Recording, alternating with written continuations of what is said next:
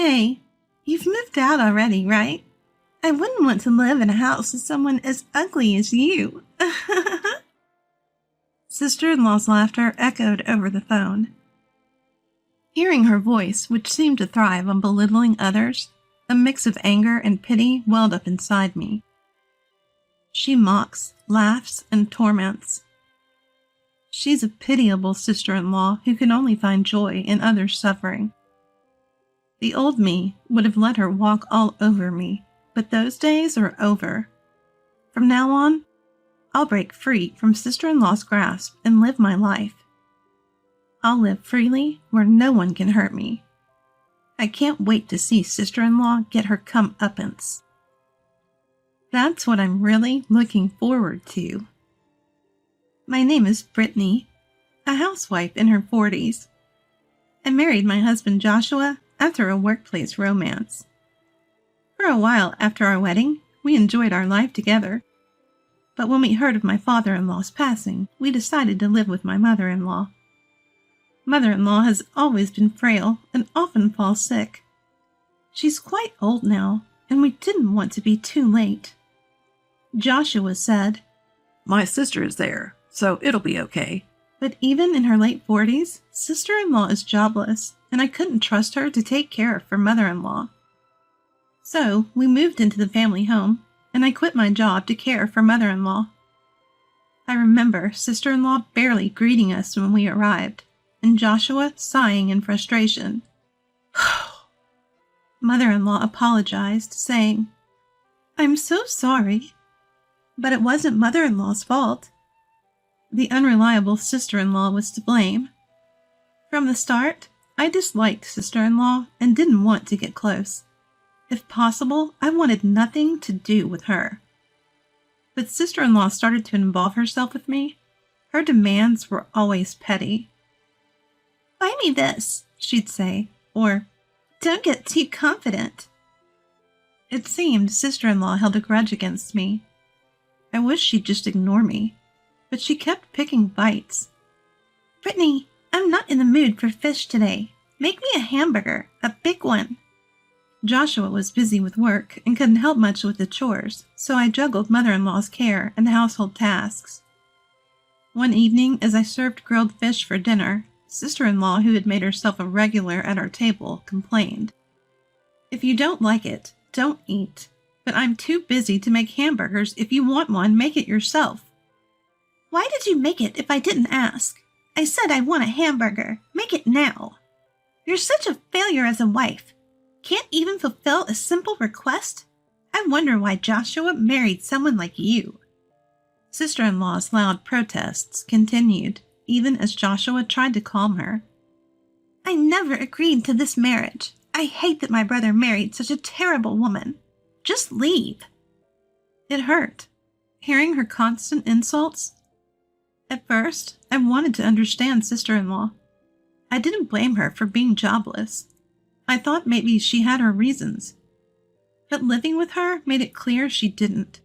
She just wanted to laze around. Joshua even gave her an allowance from his salary. I wanted him to stop, but he said he was worried about her. "Joshua recognizes my efforts. That's why he gives me money. But you, Brittany, are such a terrible wife. I can't feel any respect from you." Sister-in-law always used her status as Joshua's sister to complain. "Respect me. I'm his sister. Give me money. I'm his sister. Pamper me. I'm his sister." Just because you're a sister-in-law doesn't mean you're someone special. If you don't act respectably, you can't expect respect in return. That's why I never indulged sister-in-law's whims, and I plan to continue standing my ground, even if it upset her. One day after shopping, I returned home to find my Boston bag at the entrance. Inside, my personal items and clothes were packed. I knew immediately who did it. I called out to sister-in-law, and she emerged from her room, feigning innocence. "This was left outside. You did this, didn't you? Why?" Showing her the dirty bag, she nonchalantly replied, "Today's the big trash pickup day, right? I thought I'd have it taken away." This isn't trash. I use these things. Why would you throw them away? Well, you're as bothersome as big trash. You've been imposing on us, manipulating Joshua. It's so annoying. Bothersome? I was taken aback by her audacity. Are you going to go this far just because you have hostility? Could she be mentally unstable? I struggled to find words, and she laughed crudely. You playing the victim won't work. The real victim is me, having my dear brother stolen by a woman like you. Stolen? I never intended. To me, it's as if you did. If I knew you were this wicked, I'd never have approved of the marriage. Her sudden outburst left me stunned. I was the one who was taken aback by his attitude. I can't stand living with you. I want a life where I don't have to see you. With that, she stormed off. I regretted not having a proper conversation. That night, discussing the issue with my husband, he seemed deeply troubled. It was comforting knowing he was on my side. We considered moving, but mother-in-law was the main concern. Mother-in-law didn't want to let go of the house she had lived in with her late husband. We figured she'd absolutely refuse to move elsewhere. I could understand mother-in-law's feelings, and it felt wrong to force her out. But I didn't think we could persuade her to move willingly. As time went on, my relationship with sister-in-law became strained, and we'd argue every time we saw each other. Seeing us fight constantly, both my husband and mother-in-law would often intervene, worried. I felt terrible for causing them distress. I wanted to resolve the situation on my own, but couldn't find a way. Every time I saw sister-in-law, I'd get irritated, unable to control my anger. Seeing my distress, my husband suggested I take a break and visit my parents' home. He mentioned he could take some time off work and would take care of mother-in-law during that period. Above all, he was concerned about my relationship with sister-in-law. He thought that if I took some distance and had time to cool off, maybe we could find common ground. If I continued to clash with sister-in-law daily, it would stress out both my husband and mother-in-law. I wanted to avoid that, so I agreed to my husband's suggestion. So I decided to take a break and stay with my parents for a while. I'd occasionally check in with my husband, asking about mother-in-law and sister-in-law. But as days passed, I could hear the fatigue in his voice. When I asked if taking care of mother-in-law was too much, he said that wasn't the issue. He had come to understand how annoying sister-in-law could be. Now that he was in my shoes, with me gone, sister-in-law started pestering him. Of course, he couldn't give in, so he refused. This made sister-in-law furious, and she went on a rampage, breaking things around the house. I finally get how tough it's been for you, Brittany. I'm sorry I couldn't support you more, he said, his voice choked with emotion over the phone. Unable to stay calm, I called sister-in-law. Please, stop troubling Joshua. Do your best on your own. But sister-in-law just responded with annoyance, showing no sign of understanding. Then, she dropped a bombshell. So, you've moved out, right? I don't want to live in a house with someone as ugly as you. Turns out, sister-in-law thought I had separated from my husband, not realizing I was just visiting my parents. In front of my sister-in-law, I hadn't discussed the possibility of returning to my parents' home, so I guess she didn't know the details of the situation. It was the first time in my 40 years of living that I realized that there are people who are so good at making others suffer. Sister-in-law was truly a terrible person. I couldn't let her continue like this. I had to do something. So, I decided to take action. Yes, I've left. I won't ever come back. Finally, I won't have to see your face anymore. She laughed and hung up. I called my husband again. I asked him to come to my parents' house immediately. When he arrived, I played him the recording of my call with sister-in-law. I had instinctively recorded it, fearing something might happen. Hearing it, my husband's face turned pale, and he apologized. It wasn't his fault. Sister-in-law was to blame. I have a request. I proposed cutting ties with his family. I wanted him to sever all connections with mother-in-law and sister-in-law. Though concerned about mother-in-law, he agreed to discuss it with her. A few days later, my husband and mother-in-law visited my parents' home.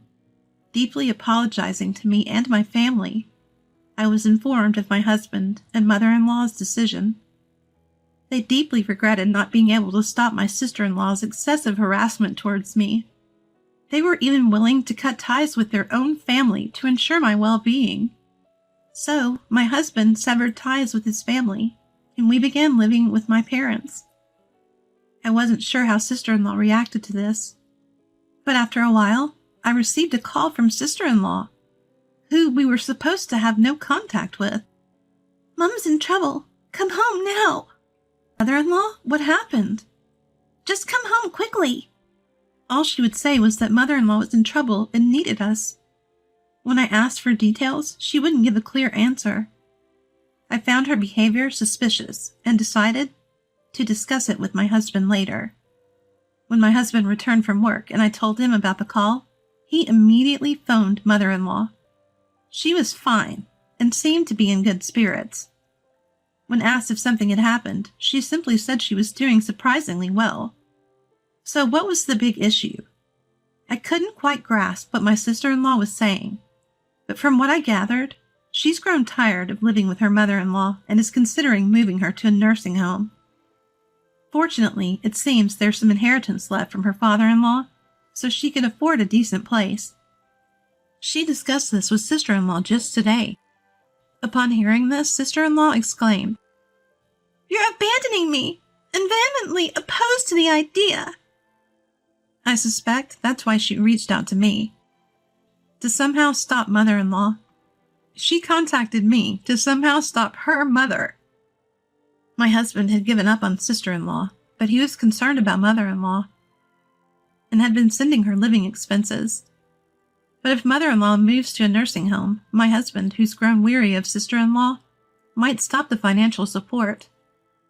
I could easily imagine sister-in-law panicking and trying to stop mother-in-law, especially since she doesn't work.